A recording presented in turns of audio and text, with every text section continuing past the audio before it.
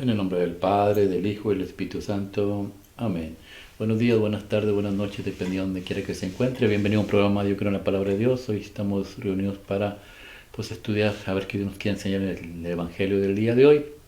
Evangelio del día sábado, pero antes de ir ahí, Padre Espíritu Santo, ven Señor mío, Espíritu Santo, Divino Creador, verdadera fuente de luz, verdadera fuente de sabiduría, derrama en mi intelecto tu divina luz. Disipa de mí la oscuridad que me cubre, la de mi pecado y la de mi ignorancia, y concede una mente penetrante para comprender, una memoria retentiva, un método fácil de aprendizaje, lucidez para aprender y grande abundancia de gracia para expresarme. Dirige, guía y lleva a buen término la obra que Jesús nos ha encomendado. Te lo pedimos por Cristo nuestro Señor, que vive y reina por los siglos de los siglos de un solo Dios. Amén. Padre Dios Todopoderoso y Eterno, te ofrecemos hoy, Señor mío, este programa al Sagrado Corazón de Jesús y al Inmaculado Corazón de María, pidiéndole su intercesión para que por cada like, suscriptor del programa visto, nos conceda la liberación del alma del purgatorio, más no se haga nuestra voluntad, sino la voluntad de nuestro Santísimo Padre. Santísima Madre, hoy te consagramos los ojos, oídos, lengua y corazón, no solo la palabra todo el ser de todas aquellas personas que nos has encomendado. Cuídanos, protégenos como hijos, como cosa, como propiedad tuya. Amén. Padre, bendice nuestra mente, purifica nuestro corazón y bendice nuestros labios para comprender primeramente nosotros lo que nos vas a enseñar el día de hoy y así proclamar digna y rectamente las buenas nuevas del Evangelio. Haz de nuestros corazones tierra fértil para que la semilla que vas a plantar dé fruto y fruto en abundancia. Te lo pedimos por Cristo nuestro Señor, que vive y que reina por los siglos de los siglos, es Dios. Amén. En nombre del Padre, del Hijo y del Espíritu Santo. Amén. El Evangelio del día de hoy, sábado, habla Señor. Te sirvo, escucha. Es San Lucas capítulo 20, versículo 27 al 40. En aquel tiempo se acercaron a Jesús que niegan la resurrección y le preguntaron: Maestro, Moisés nos dejó escrito, si a uno se le muere su hermano dejando mujer, pero sin hijos, cásase con la viuda y de descendencia a su hermano. Pues bien, había 7 hermanos, el primero se casó y murió sin hijos, y el segundo y el tercero se casaron con ella, y así los 7 murieron sin dejar hijos. Por último murió la mujer. Cuando llegue la resurrección, ¿de cuál de ellos será la mujer? Porque los 7 han estado casados con ella. Jesús les contestó: en esta vida hombres y mujeres se casan, pero los que sean juzgados dignos de la vida futura y de la resurrección de entre los muertos no se casarán, pues ya no pueden morir, son como ángeles, son hijos de Dios, porque participan en la resurrección y que resucitan los muertos. El mismo Moisés lo indica en el episodio de la zarza, cuando llama al Señor Dios de Abraham, Dios de Isaac, Dios de Jacob. No es Dios de muertos, sino de vivos, porque para Él todos están vivos. Intervinieron unos letrados: bien dicho, maestro, y no se atrevían a hacerle más preguntas. Palabra de Dios. Gloria a ti, Señor Jesús. ¿Qué podemos aprender del Evangelio el día de hoy o qué Jesús nos quiere enseñar? Yo creo que yo rescato 2 o 3 cosas que Dios nos enseña, pero la primera es que son los saduceos los que están buscando hacer un diálogo con Jesús, de manera de que Jesús comete un error y caiga en contra de su propia doctrina. Ya no ha estado, en todo el capítulo han estado tentando los fariseos, los escribas, y todos fracasaron. Pues ahora le tocó a los saduceos. ¿Y cuál es el tema a tratar? Pues a tratar lo que es la resurrección. Los saduceos primeramente no creen en la resurrección. Entonces, ¿por qué quieren tratar este tema con Jesús? Nuevamente, para tratar de hacer caer en error y así mostrarle a la gente que la doctrina de Cristo son equivocadas. Pero, ¿qué era lo que los saduceos creían? Primeramente, ¿por qué ellos no creían en la resurrección? Porque si el diablo usa, ¿cómo podemos explicarlo? El diablo, por llevarla contra Cristo, usa al ser humano de mente débil, que se cree muy estudiado, pero lo engaña de una manera. ¿Qué creían los saduceos? Pues los saduceos creían que ellos eran los elegidos de Dios, los santos. ¿Por qué? Porque el diablo les metía en la mente que ustedes son ricos, ustedes tienen poder. ¿Por qué? Porque Dios los ha privilegiado, porque ustedes son los elegidos de Dios. Mas no ellos, los siervos de ustedes, que son siervos que están trabajando, que no tienen nada en la vida, que solamente vinieron a este mundo a servir. Ellos son los hijos del pecado. Y por eso ellos maltrataban mucho a sus siervos. ¿Por qué? Porque creían las mentiras de Satanás. Entonces, al no creer ellos en la resurrección, pues el diablo ya los tenía en sus garras, como quien dice. ¿Por qué? Porque al no creer en Dios, en resurrección, pues automáticamente cometían pecados cada rato. Y esto a la larga les iba a traer consecuencias. Imaginarte el rostro de ellos al ver a Cristo después de que ellos fallecieron, se había sorprendido. Pero ¿qué aprendemos de esta primera parte? Pues la primera parte que es igual en este mundo, en la actualidad, pasa exactamente lo mismo. Si nosotros predicamos acerca del purgatorio, el diablo engaña a la gente diciendo que el purgatorio no existe. Y usa la Biblia diciendo, bueno, ustedes ya fueron salvados por Cristo en la cruz. Ya no tienen que temer nada, ya son salvados. Y ciertamente sí, pero es una mentira, es una verdad a medias. ¿Por qué? Porque si no existiera un juicio, si ya estábamos salvados, ¿para qué Cristo en Mateo 25, 30, 25, 25 o 25, 30 nos enseña un juicio personal y un juicio de las naciones? Porque Cristo siempre dice forzarse, no entren por la puerta ancha, entren por la puerta angosta, porque muchos van a la perdición. Pues como si ya estamos salvados por la cruz. Es que es una verdad a medias. Si Jesús no hubiera hablado del purgatorio, pues lo creeríamos. Pero Jesús habla en Mateo 5, 24 en adelante 23, dice, si ustedes están en mal con un hermano, antes de dejar la ofrenda aquí, antes de que dejen la ofrenda, váyanse y pónganse de acuerdo con su hermano, con su amigo, mientras estén en el camino. El camino es la vida. Antes de que los lleve con el juez es Dios, y los mande con los celadores son los ángeles, y estos los metan a la cárcel, donde ahí no saldrán. La cárcel, ¿qué es? El purgatorio. ¿Por qué le llamamos purgatorio? Usted le puede llamar el nombre que usted quiera. Nosotros le llamamos purgatorio porque se va a purgar una condena, dice ahí. De ahí no saldrás hasta que pagues hasta el último céntimo. Entonces, si fuera el infierno, pues sería una cárcel de cadena perpetua donde nadie sale. Pero aquí, ¿de qué esta cárcel vas a salir? Todo lo llamamos purgatorio. ¿Por qué entonces, dice los hermanos protestantes? Es que en ninguna parte dice que es purgatorio. Es que Jesús así enseña. Él no va a poner el nombre. Por ejemplo, aquí están hablando de la resurrección, y Jesús pone un ejemplo ahí en el versículo 37. Dice, Jacob, ¿cómo dice 37? Moisés. Sí, Moisés. Se habla Señor. Y que resucitan los muertos. Antes, del versículo de antes. Pues ya no pueden morir. A ver, aquí en la Biblia viene, dice Moisés interpreta, dice así como Moisés dijo que Abraham era padre de Jacob. Sí, okay. Ese era el que estaba leyendo. Aunque habla, Señor, que tu siervo escucha. Y que resucitan los muertos, el mismo Moisés lo indica en el episodio de la zarza, cuando llama al Señor, Dios de Abraham, Dios de Isaac, Dios de Jacob.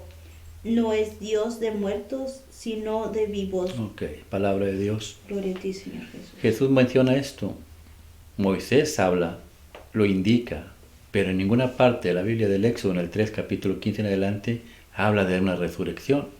Pero Moisés indica algo que en realidad existe, que no se necesita ser muy inteligente para saber que hay una vida aparte de esta. Cuando Jesús habla en Mateo 5, no se necesita ser muy inteligente para saber que hay un juicio y que vamos a pagar lo que debamos antes de entrar al cielo. Esa es la primera enseñanza. Después habla, perdón, se me cierra la garganta, pero después habla de qué? De una mujer que se casó con 7 maridos. Y ese es el truco que ellos traen para hacer caer a Jesús, según ellos en error. ¿Con quién se va a casar? Según tú, si van a resucitar todos, ¿con quién se va a casar? Primeramente, ¿qué podemos aprender de ello? Pues, primeramente, la ley aparece en Deuteronomio capítulo 25, creo que se le conocía como la ley de Levitat, algo así. Era de que si un hermano moría, perdón, si una persona moría, su hermano tenía que tomar el lugar de él si no había hijos. ¿Para qué? Para que permaneciera la herencia que el padre les había dejado y la mujer tuviera dignidad. ¿Qué podemos aprender? Pues lo mismo que Cristo hace con nosotros. Nosotros nos han dado una heredad. ¿Cuál es la heredad? El cielo, el reino de los cielos. Y para no perderla, Jesús viene y se casa con nosotros. ¿Para qué? Pues para darnos dignidad, el matrimonio. Y Jesús va a decir más adelante, dices que en el cielo nadie se casa. Ya los únicos que se casan, dice Jesús, versículo 34, 35, son los habitantes de la tierra. ¿Por qué lo menciona así?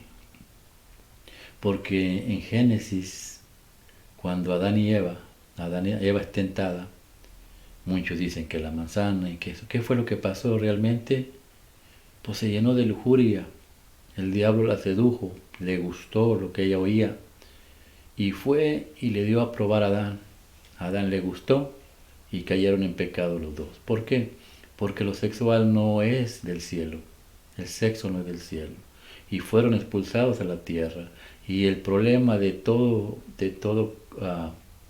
hijo de Dios ha sido el sexo. Vinieron las hijas de Caín que representan el pecado, y luego vinieron las hijas de Set que representan los hijos de Dios en el capítulo 5, y dice: los hijos de Dios se enamoraron de las hijas del mundo y se casaron con ellas. Sexo. Capítulo 6 de Génesis, Dios destruye el mundo. Capítulo 12, Dios y Abraham. Y después Abraham tiene relaciones con una criada, sexo. Y nacen los musulmanes y nacen los judíos, problemas y problemas. Y luego el rey David se mete con una mujer casada, sexo. Perdió toda su familia, perdió todos sus hijos. Y los hijos de Salomón, sexo. ¿Perdió? ¿A quién? Perdió también el reino porque desobedeció a Dios. A fin de cuentas murió. Pero el sexo ha sido problema. Cuando muere el rey Salomón, pues, el pueblo judío desaparecieron 11 tribus, nomás quedó Judá. ¿Por qué? Por causa del sexo. ¿Qué le pasó a las otras 11 tribus? Dios las castigó por haber abandonado al reino de Dios. 1517, Martín Lutero, ¿por qué se separó de la iglesia junto con todos los protestantes? Por sexo. ¿Por qué? Porque quería tener esposa y quería ser sacerdote. ¿Y qué pasó con la iglesia? Se separó. ¿Qué va a pasar con todos los que se separaron? Solamente Dios sabe. Si en el pueblo judío desapareció 11 tribus, ¿qué va a pasar con los que se separaron? Porque Juan 15:1 dice: yo soy la vid verdadera y ustedes son los pámpanos. El que no da fruto, mi Padre lo seca y lo avienta al fuego. Pidamos misericordia para los que se han separado de la iglesia. Matrimonio, solamente los de este mundo se casan, los del cielo no. ¿Qué podemos aprender del matrimonio?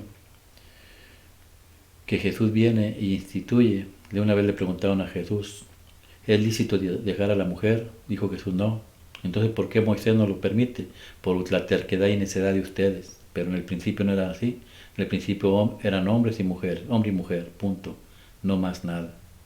Pero la terquedad de ustedes le hizo que Moisés les escribiera esta carta, pero no debe haber divorcio. Y Jesús viene y perfecciona el matrimonio. ¿Por qué?